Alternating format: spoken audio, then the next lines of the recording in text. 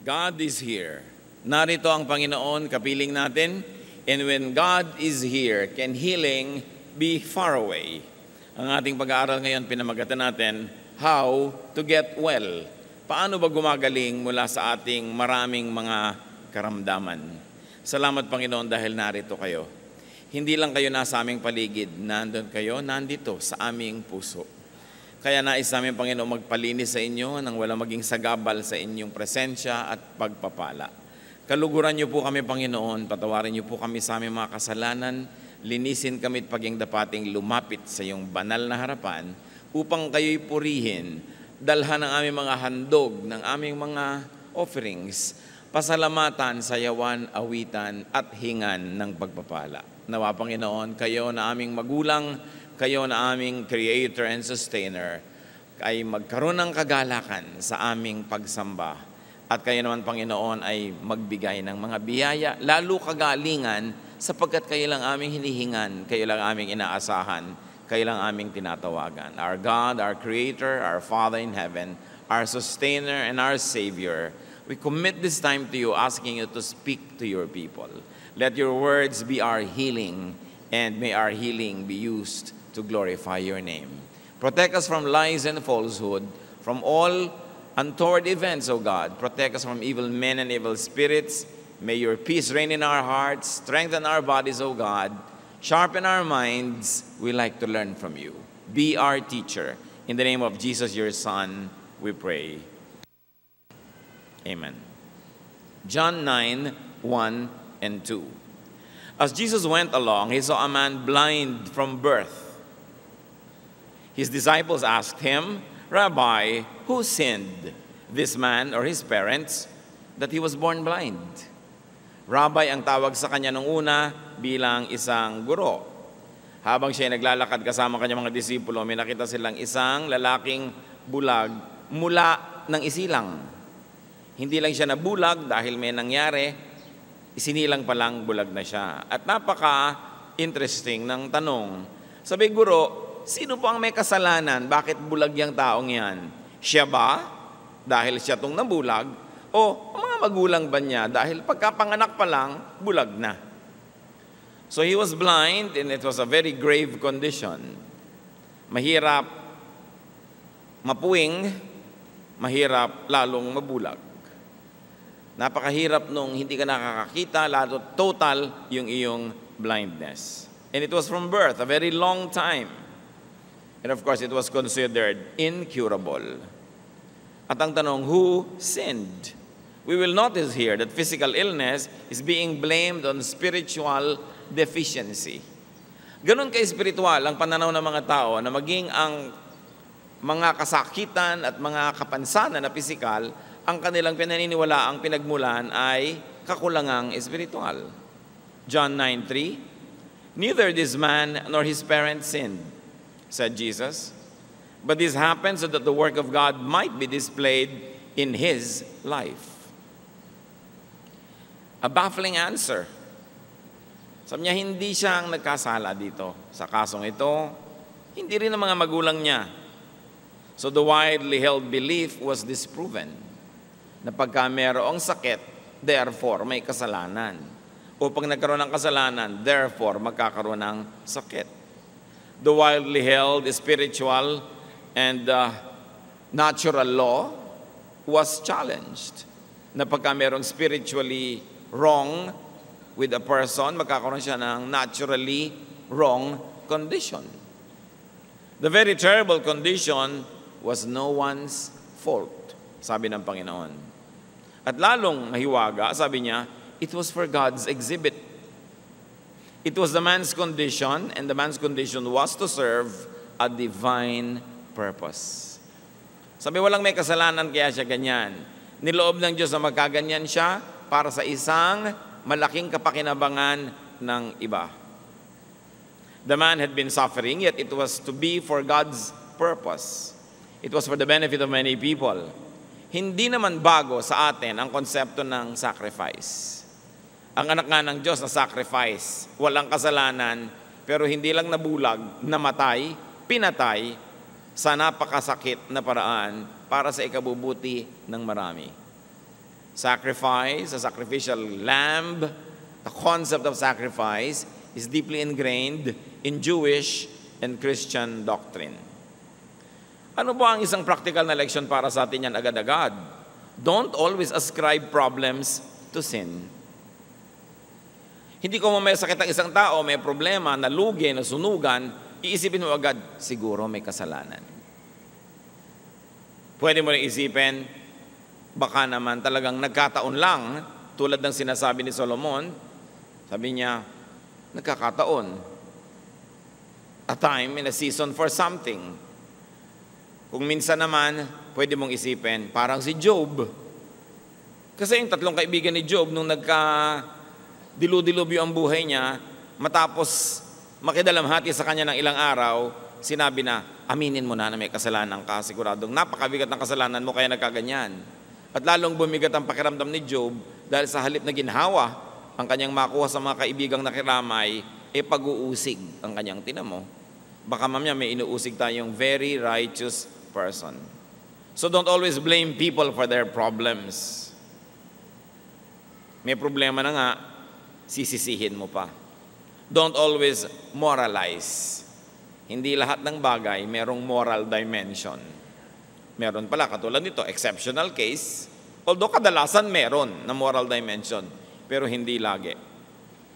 At kung meron tayong hirap na nadarama, ano man ang katumbas itong pagiging bulag mula pagkabata, find godly use for it. Find godly use for your weakness, for your illness, for your disability, and pray for deliverance. At kung ikaw si Job na dumadaan sa isang pagsubok, again, as exhibit of God's wisdom and God's dispensation, pray that it might finish soon so that you can get on with your life after you have served a very divine purpose for God's agenda. At kahit mahirap maintindihan, magpasalamat tayo na tayo'y pinili at hinirang ng Diyos na maging kasangkapan para kahit man lang maging exhibit A ng kanyang kaso o ng kanyang argument. John 9:6-7. Having said this, he spit on the ground, made some mud with the saliva, and put it on the man's eyes. Go, he told him, wash in the pool of Siloam. So the man went and washed and came home seeing.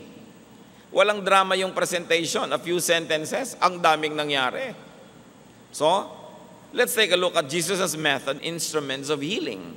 Because that man got healed that very moment. So, dumura siya sa lupa. Pinaghalo ang kanyang laway at ang alikabok. Yaki, sabi ng iba. Pero may mangyayaring himala. Kung ikaw yung bulag, huwag kang payaki-yaki. Napaka-importante na mangyayari. Anong isang elemento na ginamit ng Panginoon sa himala? Yung mismong galing sa Kanya, His element, His spittle. Something from Him. Something divine. Yun ang pinagsimulan ng lahat. Tulad ng lilikhain ng Diyos, ang unang tao, something from Him, yung spirit niya. Anong ginawa niya? Hinalo niya sa alabok. Naging tao. Ngayon, nung hinalo ni Jesus, yung galing sa kanya, sa alabok, hindi naging tao, naging putik. Pero di ba ang tao ay dinidescribe din na putik? So you see the pattern of creation and recreation. When God the Father created the first human, yun ang ginawa niya. Now, Jesus was going to recreate the life of this man. Because he was born like that, he had to be born again in another dimension. Kailangan maging iba siya. Once more ang elemento, galing muna sa kanya, and then he spit on the ground an element from the earth. Pattern yan sa Biblia. Pinaghahalo yung galing sa taas at galing dito sa baba.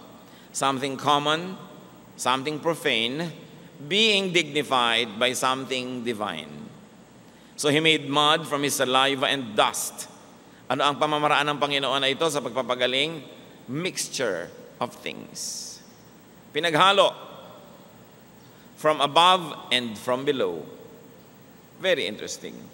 From the sacred and what you might call the profane or the base.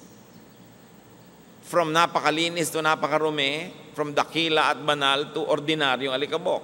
From the spirit to the physical to the flesh. There was a wedding. There was a union of heaven and earth. Doon sa isang kimpal ng alikabok na yon na naging putik, handun yung buong universe. The element of creator and creation. All in just a tiny bit of mud. Tulad sa creation, now there's going to be recreation. Why did the man need that? Because he, or at least his eyes, had to be remade, recreated, reborn. And what did the Lord do? Anong ginawa niyo doon sa putik? Ikinulapol niya sa mata ng pasyente.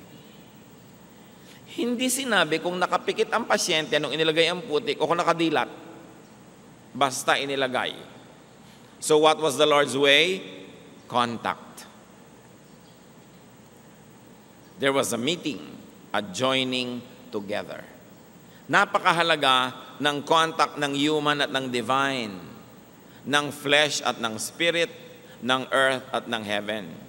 Kaya nung ipininta ni Michelangelo ang creation, ang artistic interpretation niya, ang Diyos Ama at ang tao nag-touch ang mga daliri. Something from heaven to something from earth, pinag-join, dun lang nagkaroon ng tao. Kaya yung tao may divine at mayroong profane. May spirit at may katawan, may banal at may putik na magkahalo. And the Bible says that God remembers that we are dust. Kasi kung minsan, ang lagi lamang na inaasahan that we are spirit, ang taas-taas ng ekspektasyon, and then God remembers that we are dust. Ay, oo nga pala. There is union. At ano pang ginawa ng Panginoon para magkaroon ng kagalingan? He spoke. There was God's word in the brew. May putik, may laway, may salita. Kumbaga yung salita, very spiritual kasi walang katawan, hindi mo nakikita, tulad ng Espiritu, nagsalita siya. Sabi niya, pumunta ka, maglublob ka, lumusong ka doon sa paliguan sa Siloam.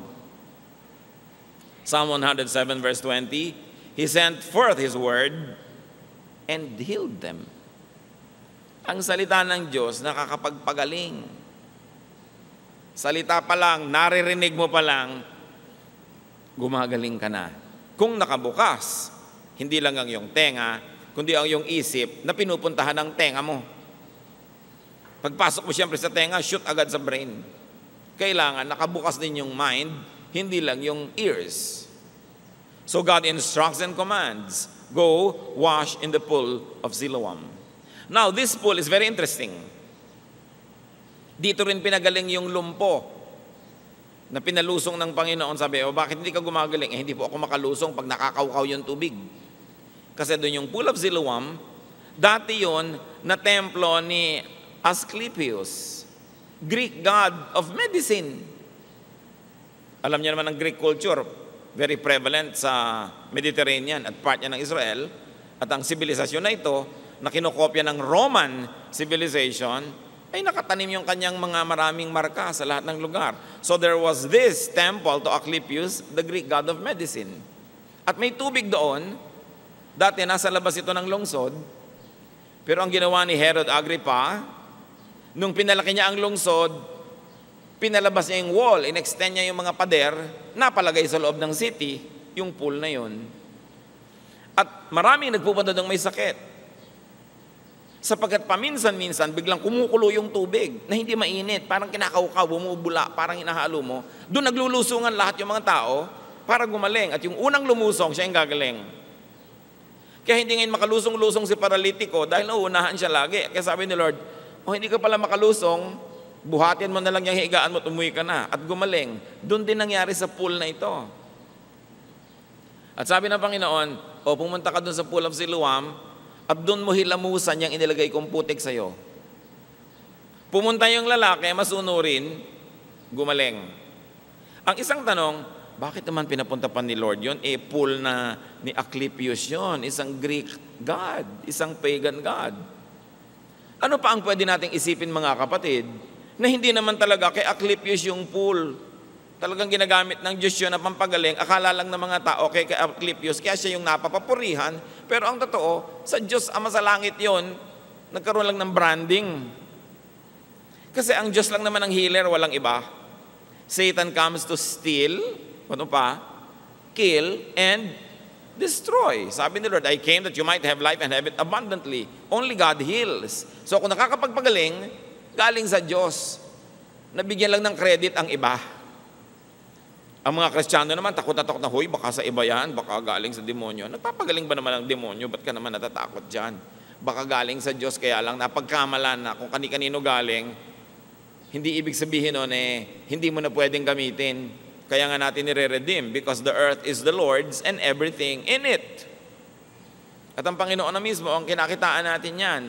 Kung merong lugar, merong proseso, may panalangin na ina-ascribe, ibinibigay yung credit sa iba, reclaim it in the name of God who created the universe and benefit from it. Hindi iwas ka ng iwas, ang nakikinabang tuloy, mga iba lang, yung mga mananampalataya, hindi tuloy makinabang. So pinapunta ng Panginoon dito sa pool na ito, yung lalaki, naghilamos at voila, gumaling. Interestingly, Jesus did not discredit and even used the pool. Kung lagi kang i-discredit, sabi na, uy, huwag na tayong gumamit ng gong, nagamit na yan sa pagtugtog sa mga anito. O, edi gamitin natin sa pagtugtog sa Diyos. Kung nagkaroon ng maling gamit, ituwid natin, pero alangan man di ka na gumamit, kanila na. Ano sila? Swerte. Sabi natin, huwag na natin gamitin yung mga nagamit na ng mga tribu, nagamit na ng mga pagan, kasi kanila na yan. Abe, pagka hindi mo ginamit ang anumang nahipo ng mga pagan, wala nang natira sa atin. Kaya yun ang konsepto ng cultural redemption. Inaangkin natin dahil alam natin sa Diyos yan, nakihiram lang yung iba, alangan namang kanila na. So, be careful in judging miraculous situations. In judging what people might even consider as miraculous places or things. Be careful with religious branding. Walang brand ang Diyos. Siya ang brand. Kaya hindi mo sinabing, ay, pagan place yan. Ay, ito Christian place. Tapos tinatawag pa ng iba yung Israel, Holy Land. Walang ganon. Lahat ng hipuin ng Diyos, holy, in or outside of Israel. Lahat ng angkinin natin para sa Panginoon, atin, because the earth is the Lord's. And there is only one God, Creator. Ano pa ang pamamaraan ng Panginoon at instrumento ng himala? Sa istorya, you see here that the patient obeys God. So man's obedience is important in healing. Sabi ng iba, nasa Diyos ang awa, nasa tao ang gawa. Totoo. Naawa si Jesus, pero pinagawa din yung tao. Una, hindi siya nagreklamo na nilagyan ng putik yung mukha niya at mata. Meron siyang ginawa. Nung sinabi sa kanyang lumublob ka doon sa pool, sumunod siya. Meron siyang ginawa. Hindi naman laging puro sa Diyos ang gawa, tapos sa tao ang ngawa. Walang mangyayaring himala pag ganun. Kailangan meron kang part. You always do your part. Kayang-kaya tayong pagalingin ng Diyos, mag-isa niya, pero gano'n na lang ang pagpapahalaga niya sa atin, kahit hindi kailangan, isinasali tayo sa proseso. Kasi ang Diyos mahilig magsali, hindi magpuwera. So the man goes home well, singing, what a difference a day makes. Biruin mo nga naman, sa araw na yun, wala siyang kamalay-malay. Maiiba ang buo niyang buhay. At pangalawa niyang kanta, If You Could See Me Now. Kasi nakakakita na rin siya. Ang sarap nga namang kantahin yun. Ngayon, anong ina-expect natin? Matutuwa ang barangay? No. Nagkagulo. Una, nagkagulo dahil yung kilalang-kilala nilang nandun at namamalimos sa paanan at sa hagdanan ng templo, biglang nakakakita. Maganda sana ang kwento, pero nung dinala nila sa mga pare, kasi lahat ng himala dapat dinadala sa pare para i-confirm na, oo nga, may himala. Hindi ba ngayon din ginagawa yan sa Roman Church? Kailangan kung may himala, sabihin ng obispo, hindi himala, fake. Para i-confirm. Nung dinala ngayon si Bulag doon na nakakita na, Sabi ng mga pare, teka. Di ba Sabat ngayon? Bakit ka pinagaling ng Sabat? Naku, yung nagpagaling sa'yo, masama. Kasalanan yun, demonyo yun.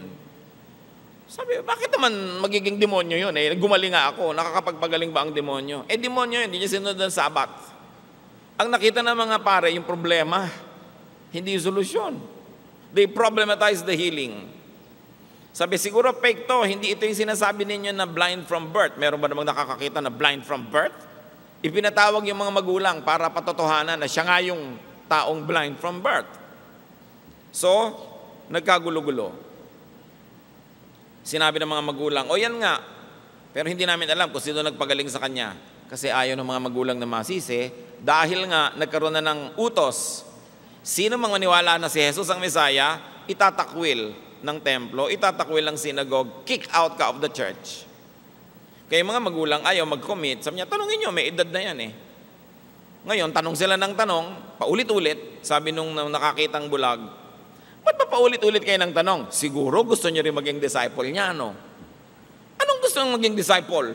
Nagalit lalo yung mga tao, at ang ginawa, sinipa siya palabas sa fellowship. He was kicked out of the synagogue. Itinakwil yung gumaling. Sa kayo nakakita ng ganyang uri ng pag-iisip? Only religious people can be so twisted in their brains. Diba? Ang pinaka-twisted ng mga tao sa balat ng lupa, hindi mga kriminal, hindi mga prostitute, mga relihiyoso, mga panatiko na sobra na ang pagkakapilipit ng kanilang pananalig, wala nang tama kundi sila lang. Wala nang mabuti kundi sila lang at lahat demonyo na. Hindi na nakakakita ng mabuti, ang laging iniisip, technicality, yung mga batas ng relihiyon at mga tradisyon. Kaya napakahirap kasama sa buhay ang mga relihiyosong tao. Napakakikitid ng mga utak, ang liit ng mundo at lahat demonyo sa tingin. Huwag niyo akong kontrahin dahil yan ang nasa istorya. Kaya ang Panginoon, inilalabas niya yung mga tao mula sa pagkakabihag ng relihiyon. Kasi nabihag na. Hindi na yung Diyos ang itinuturo, yung tradisyon na, yung mga reglamentos na, mga nakaugalian na, dumami na ng dumami yung bawal. John 9:35-41. Jesus heard that they had thrown him out, and when he found him, he said, "Do you believe in the Son of Man?" "Who is he, sir?" the man asked. "Tell me so that I may believe in him," the man asked. Jesus said, "You have now seen him. In fact, he is the one speaking with you." Then the man said, "Lord, I believe," and he worshiped him. This is one positive case of to see is to believe. Nakakita talaga siya, nanalig tuloy. Madalas to believe is to see. Pero siya, to see is to believe. Pero ang totoo, meron ng naunang belief. Kasi kung wala naman siyang paniniwala, hindi siya magpapalagay ng putik at hindi siya lulusong doon sa tubig. So may konting pananalig, at yung konti na yon, naging capital niya, sinunod niya, kumilo siya ayon sa konting pananalig, at dahil doon, napaghimalaan, nagkaroon ngayon ng malaking pananalig. So it still begins with faith. Jesus said, "For judgment I have come into this world, so that the blind will see, and those who see will become blind." Ngayon natin nakita kung bakit sinabi ng Panginoon na yan ay bulag para sa ikaluluwalhati ng Diyos. Kasi may important statement na gustong gawin ng Panginoon, kailangan ng audiovisual aid. Kailangan ng exhibit. Sabi niya, dumating ako, may dalang paghuhukom. Ang mga bulag makakakita at ang mga nakakakita magiging bulag. Sinong tinutukoy niya? Lahat ng mga spiritually blind pero willing to acknowledge their blindness, they will see. Pero yung mga akala nila spiritually magagaling sila, marurunong, maaalam, nakakakita, pero hindi nila kikilalanin si Jesus, sila ang magiging malinaw na bulag. Sabi niya, ang pagdating ko dito ay magbibigay ng mga reversals, magkakapalit-palit ang mga sitwasyon. Ang bulag, tulad mo, makakakita. Not only physically, but also spiritually. Kasi nakita nyo, hindi lang nakakita yung tao physically, nakita niya yung katotohanan kung sino si Jesus. Naniwala siya. At sabi niya, yung mga dilat, mga mulat, iyon ang mabubulag. Kasi ang yabang-yabang nila, akala nila, alam na nila, hindi na sila willing magpaturo, ayaw na nilang magbago ng isip. Maraming ganyan, mga spiritually blind. Kasi akala nila, they see. Binubuksan mo pala yung Bible, huwag mo nang buksan yan, Ayoko, hindi na ako magpapalit ng paniniwala. Ayoko na. Nakasara. Kasi akala nila, alam na nila. Yun ang tinutukoy ni Jesus. Yun ang makikita niyong bulag talaga. So the exhibit was clear. The message was crystal clear. And now we see God's purpose in the blindness of this man. Some Pharisees who were with him heard him say this and asked, "What? Are we blind too?" Jesus said, "If you were blind, you would not be guilty of sin. But now that you claim to see, your guilt remains." Makabuluhang mga pangungusap. Sabi ng mga nakikinig, bakit? Kami ba tinutukoy mo? Kami ba ang pinaparinggan mo? Parang may gusto ka yata tumbukin. Ibig mong sabihin, bulag kami? At yung bulag na yan ang nakakakita? Hindi kami bulag, nakakakita kami. Ang linaw. Marunong kami, aral kami, bihasa kami.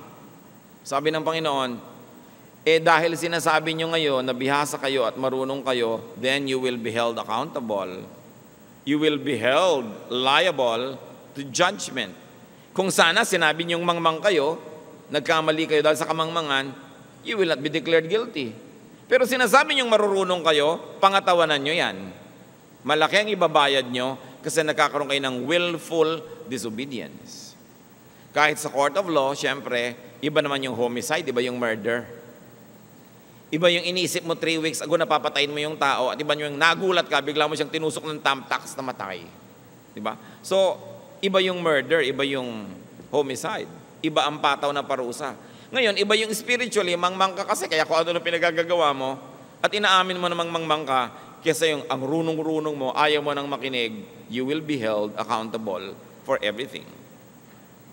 This is a case where ignorance is really an excuse. No? And this is where a case where knowledge means condemnation. So what else is the method and element of the Lord? So, nagkita muli sila. Style ng Panginoon yun papagalingin ka, tapos mawawala siya. At paglubos mo nang naunawa yung kahulugan ng pagpapagaling mo, magpapakita siya uli sa'yo. He gives you time to process what happened to you. So Jesus revealed Himself more to the healed patient. Nakita muli sila. And what is God's style here? The Lord's style? More and progressive revelation. Hindi naman nagpapakilala ang Diyos sa isang iglap. Ting! Tapos kilala mo na buong buo. Dahan-dahan. Pero ang susunod na level ng pagpapakilala niya, depende sa level ng kahandaan mo na maunawa yung mas mataas na katuruan. So dati, pinagaling lang siya. Jesus was only a healer. Ngayon, nagkita uli sila nung tinanong ng Panginoon, naniniwala ka ba sa anak ng Diyos, sa Messiah? Sabi, sino po ba siya para mapaniwalaan? Ako, kaharap mo na nga ako. Naniniwala po ako. And he worshiped. No? Ngayon, nagpakita si Jesus. Dati, nagpadinig lang. Faith comes from hearing. Yung bulag, nadinig niya ang utos ni Jesus, sumunod siya, at dahil doon nakakita siya. Nakinig muna bago mamulat. Sumunod muna sa nadinig bago lubos na nakita si Jesus. And so the miracle only served as a catalyst, as a beginning, as opening for more blessings, for the greater sight, and that is to know Jesus as the Messiah, as the Lord. Hindi yung napaghimalaan ka na ng Diyos, hindi ka na uli sumipot dahil napaghimalaan ka na, nakuha mo na yung gusto mo. Yung pala may kasunod pa at mas mataas na uri ng mga pagpapakilala, hindi mo na na-avail. But this man was able to get the additional blessings. Those that believe will see. 2 Corinthians 5:7, we live by faith, not by sight. Sa pananalig, hindi lang sa nakikita, hindi lang sa naaabot ng isip at ng reason.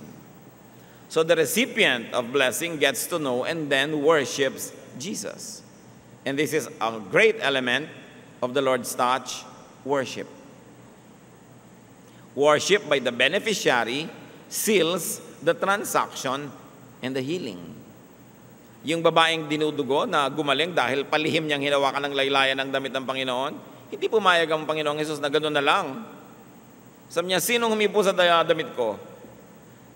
Naramdaman ko, may kapangyarihang lumabas sa akin. Lumipat doon sa babae. May contact na naman, nakita ninyo. Laging may contact. Sabi ng mga disciples niya, ang dami-daming tao, paano naman natin malalaman ang dami naman humihipo sa inyo. Pero nakilala ng Panginoon yung hipo na may pananalig kaysa sa hipo na uzi lang. So yung babae, inamin, ako po, patawarin niyo po ako. At lumuhod siya sa harap ni Jesus, nag-worship. Yung worship na yon, tulad ng worship ng ginawa nitong bulag na nakakita, naging seal, selyo, guarantee na hindi na mababawi ang himala. Sabi ng Lord kay babae, sige, umuwi ka na, galing ka na. Ang totoo, kanina pa galing, pero ano ibig sabihin niyang galing ka na, nakita natin, talagang galing ka na. Na seal. Kung kayo napaghimalaan ng Panginoon, hinipo, pinagpala, pinagaling, aba dapat, worship ang ending nun. Hindi lang thank you, worship talaga. Because, kumbaga, doon kayo nagkapirmahan ng kontrata ng Diyos. Signed, sealed, delivered ang usapan. Kailangan ng ending talaga worship. Worship, of course, doesn't only mean attending a formal event, but righteous living. Yung paralytic na pinagaling ng Panginoon, nung makita niya nung susunod na mga araw, sabi niya sa John 5:14, see, you are well again. Stop sinning, or something worse may happen to you. Yun, na paralitiko dahil sa kasalanan. Kaya sabi ng Panginoon, kita mo na, galing ka na. Huwag ka nang babalik sa kasalanan mo at malamang na mas masahol pa sa dati mong sakit ang dumapo sa'yo. Pero nandun siya, sa sila nagkita sa temple, nag-worship. Ganun talaga dapat. Pag tumatanggap ka ng pagpapala, sasamba ka. Pagsambang formal, attending temple, and pagsambang lifestyle, righteous living. Ano-ano mga application ang pwede nating mapala dyan?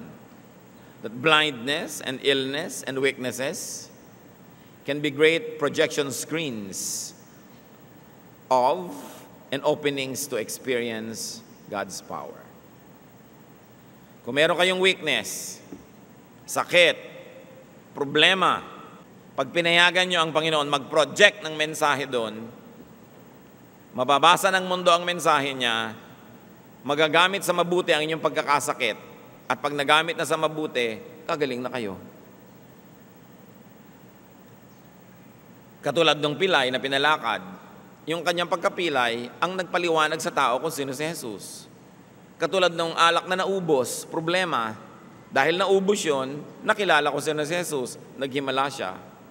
Itong taong bulag, dahil siya'y bulag, nabigyan tuloy ng paningin, nakilala si Jesus. Kung dati ka nang nakakakita, di walang makikita na ginawa sa'yo ang Panginoon. Kaya kadalasan, mas maganda yung mga patotoo ng mga taong galing talaga sa pinakamadilim at pinakamaruruming pusali. Kasi nakita kung paano sila nalinis. It is about turning a disadvantage into an advantage. Kaya sabi ni Paul, alam nyo, ang dami kong kapintasan, ang dami kong problema, ang dami kong paghihirap, pero lahat ng yan, ginagamit kong screen para makita ang luwalhati ng Diyos. Na kahit wala akong pera, kumakain ako, kahit ako pinapatay nila, buhay pa ako. Ayan, sinong nakikita? Ang kilos ng Diyos. Turn your lives, especially your problems and weaknesses, into screens by which God could project His power, His holiness, His love, and many people will see it as you experience it. Kaya ang sabi ni Paul sa 2 Corinthians 12:10, for when I am weak, then I am strong. Kasi kung kulang ako, di pupunuin ako ng Lord, yung kakulangan ko, yun ang kapunuan ko. Kung saan ako mahina, papalakasin niya ako, di yung hina ako magiging lakas. Pero yung lakas ko na ipinagyayabang ko na, hindi napupunuin ng Diyos kasi pinagyayabang ko na, iniisip ko puno na, ba't pa niya dadagdagan? Yun ngayon na magiging kakulangan ko. Kaya ina-acknowledge natin kahinaan, magiging lakas, at yung pinagyayabang nating lakas, magiging kahinaan. Kasi sa sarili na tayo sumasamba. Pag pinansin natin yung tao, wala tayong nakitang pait sa kanyang ugali o attitude. Wala. Although blind from birth. Yung iba, may kapansanan, may kakulangan, may bitterness. Ba't kaya ako ipinanganak na kulot? Hindi tuloy ako makuhang model ng shampoo. Di ba? Pwede ka namang maging model ng panghuli ng insekto. Kasi pag may pumasok sa lagubang sa ulo mo, di na makakalabas. Wala pa lang ng ganung produkto, kaya hindi ka pa lang nagiging model. No? Maghintay ka lang. Mayroong mga taong, ba't kaya ako pinanganak na mahirap? Ba't ako pinanganak na ganito? Ba't ako maraming peklat? Bakit ako ganito? Ba't ako ganun?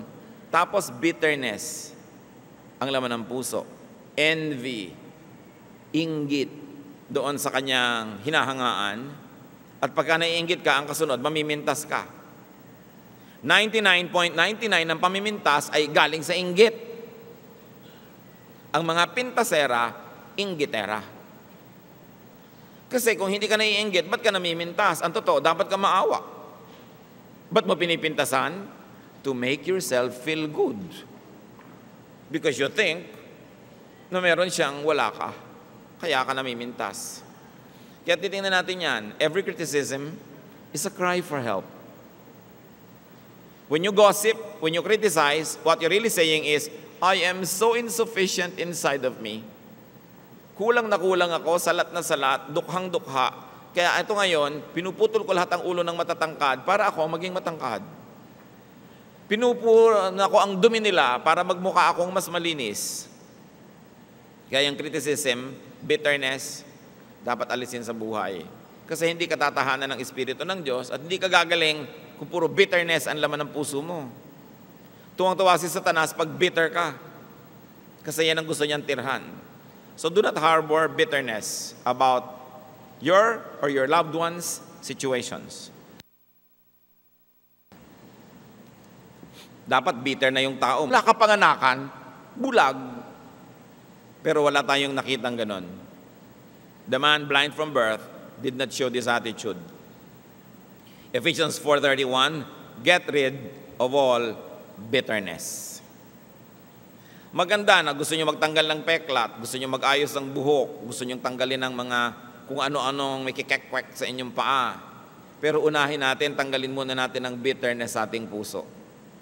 Mabigat dalhin at lahat ng blessing na dumadating sa inyo tumatalbog kasi para kayong merong shield, rejecting God's blessings. And that could be bitterness. Dapat yan bunutin. Because bitterness contradicts God's blessings. Now, as we have seen, healing can come about when divine elements, like Jesus as saliva, divine power, like God's Word and God's Spirit, mix with earthly instruments, like the dust. Or, call it medicine, or call it technique.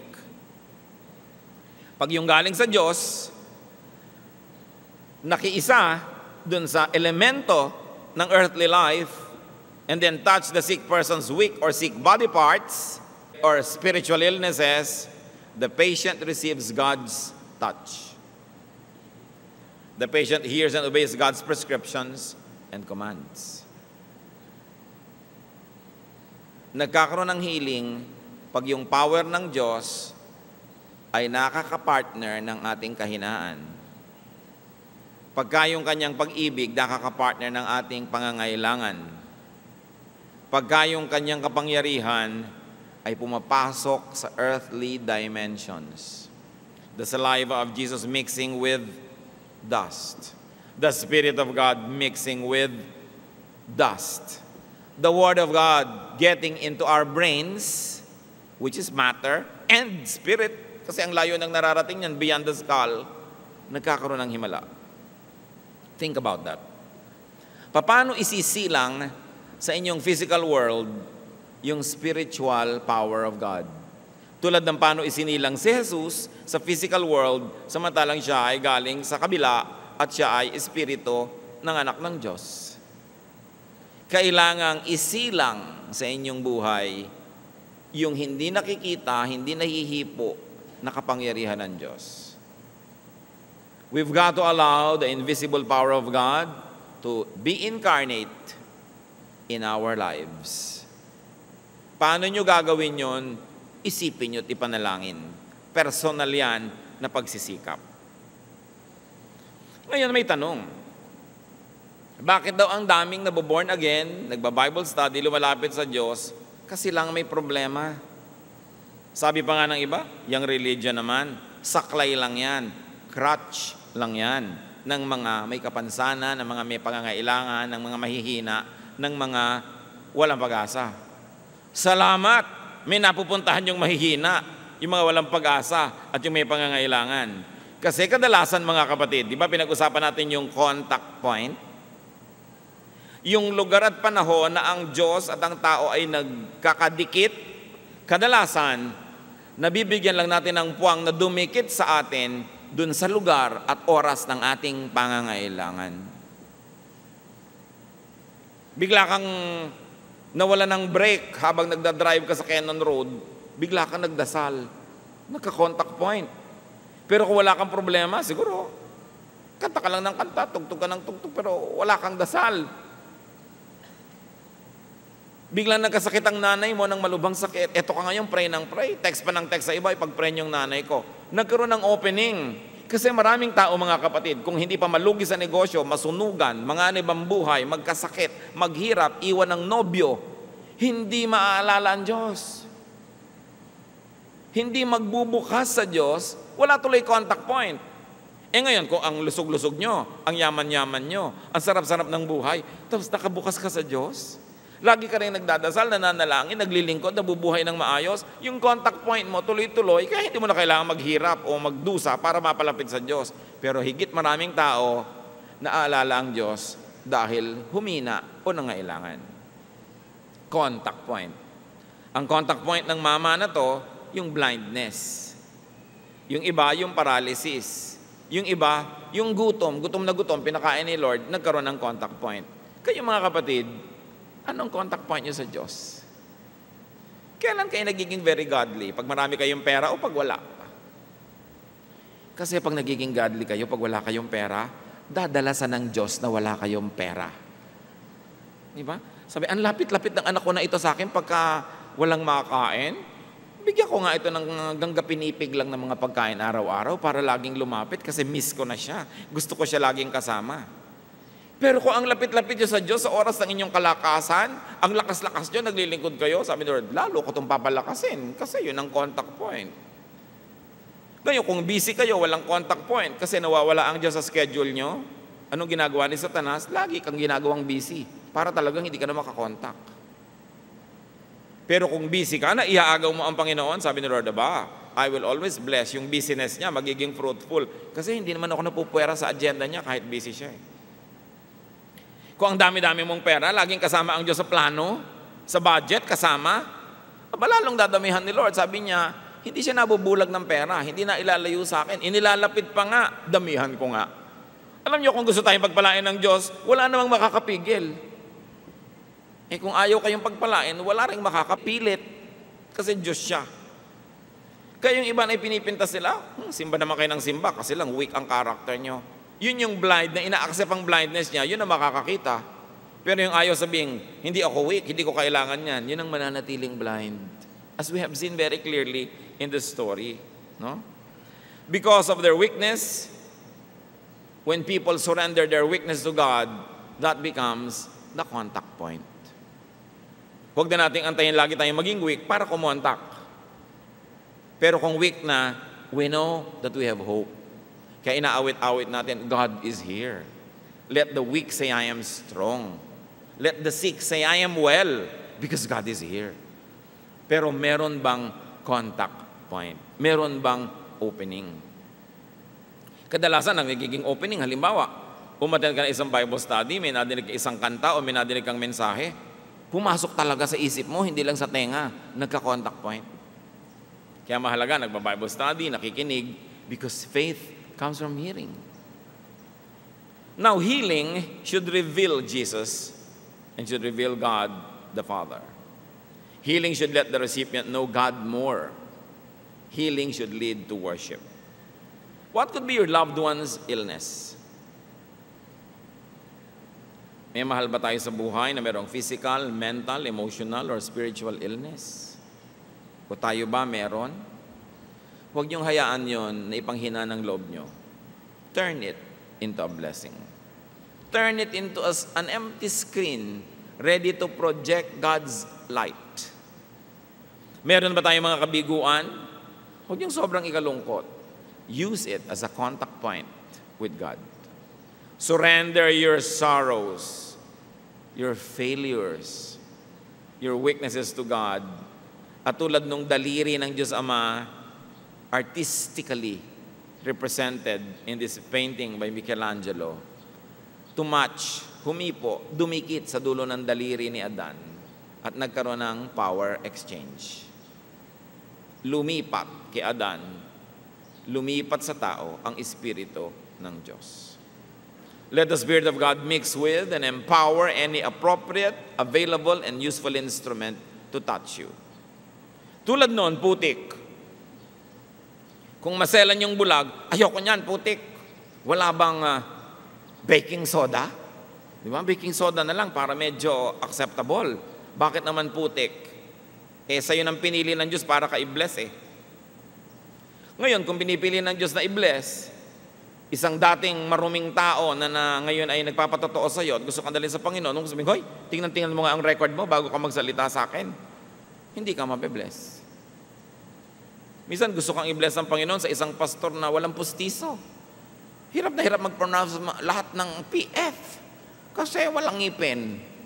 Ayoko makinig dyan. Tumatalsik ang laway, etc., etc. Kung doon kayo be-bless, ang selan-selan mo. Merong mga taong ayoko sa pastor na yan, hindi ko gusto ang hairstyle niya, hindi ko gusto ang bla bla bla. Sino ba naman ang taong may gusto doon sa putik? Kung yung ba ang gagamitin ng Panginoon, i-welcome nyo at siguradong magiging blessing. Marami tayong tinatanggihan dahil sa ating mga kaartehan. Maybe a teaching or a teacher. Kung minsan ayaw mo ng teaching, wala ka namang makikitang teacher sa mundo na 100% ang ituturo, gusto mong marinig eh. Ang tatanong mo lang sa sarili mo, pag nadidinig ko ba ito, nagbabago ba yung buhay ko? Do I become a better person? Do I become godlier? At kung yun ang nagiging effect, general effect, hindi ko napapansin yung mga maliliit na effect that bothers me. Wala namang 100% nagkakasundo. Minsan ayaw mo nung teacher, ayaw mo nung teaching, ayaw mo nung situation. Meron pang ayoko mag-host ng Bible study sa bahay kasi matagal na silang nakaalis, naglilinis pa ako. Pero alam niyo kung sino talaga nabe-bless yung host kasi hindi siya pwedeng umabsent. Kung minsan, kailangan inoobliga mo sarili mo eh. Kasi kung binibigyan mo yung sarili mo ng andaming leeway, andaming kaluwagan, ginagamit mo yung luwag para lumayo, nawawala yung contact point. Yung mga dapat yung laging late sa church, doon mo ibigay yung susi, ikaw magbukas. Para talagang bumangon ng maaga. Maraming beses mga kapatid, dapat natin pilitin ang sarili natin para magka-contact point. Kasi kung likas lang ang susundin natin sa sarili natin, puro palayo sa Diyos, puro layaw at katamaran ang gugustuhin natin. God is looking for contact points. Humahanap siya ng dadapuan. Kung airplane ng Diyos, eto, naghihintay na mag-landing sa'yo, meron ka bang airport?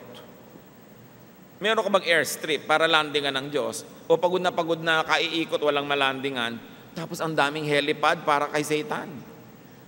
Kasi si Satan din prowls around looking for someone to devour. Hanap din niya ng landing point. Saan kaya ang contact point ko? Ang taong ito, pag gutom, mainit ang ulo. Gugutumin ko nga. May contact point si Satanas. Ang taong ito, pagka mataas ang sugar, ganito ang mangyayari sa kanya. So huwag mong pataasin para huwag magkaroon ng contact point si Satan. Diba? Ang lalaking ito, pagka nakakakita ng nakaminiskat, talagang nauulol. O di, huwag kang tumingin para hindi ka maulol kasi contact point. Pero contact point ng temptation. Tatandaan natin, ang Diyos at si Satanas, parehong naghahanap ng malalandingan. Tingnan mong sarili mo kung kanino ka hospitable. Sa mga lifestyle, sa ginagawa natin, sinong gusto natin mag-landing? Madali yun malaman. Ingatan. Linisin natin ating mga sarili para tayo daluyan ng pagpapala ng Diyos. Tulad nung taong nakakita, dahil sa patotoo niya, marami siyang madadala sa Panginoon. 2 Timothy 2:21, if a man cleanses himself, he will be an instrument for noble purposes. Made holy, useful to the master, and prepared to do any good work. Now, kahit tayo marumi, nagagamit tayo ng Diyos kung gusto niya tayong gamitin. Kaya yung mga ibang worker, nalilibang, sabi nila, meron naman akong kasalanan, pero effective pa rin akong singer eh. Kahit may kasalanan ako, effective pa rin akong dancer. Effective pa rin akong teacher o preacher. Akala nila ngayon, pwede nang pagsamahin yung dalawa. Up to a point, pinapayagan ng Diyos, kung gusto niyang payagan, at kung gusto kanyang gamitin.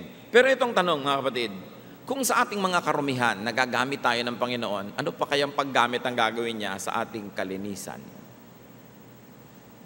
Kung pinagtsatsagaan ka ng Diyos na gamitin sa ating mga kapintasan, ano pa kaya kung isa-isa nating inaalis yan at nagiging katangian? Hindi lalo ang magiging paggamit sa atin ng Diyos. So huwag kayong makontentong ginagamit na lang kayo kung pwede namang mas magamit pa at mas makapagbigay pa tayo ng luwalhati. Napakahalaga. Hear God's word and complete the process of healing by having contact with God's instruments, by hearing God's word, and obeying God's prescription.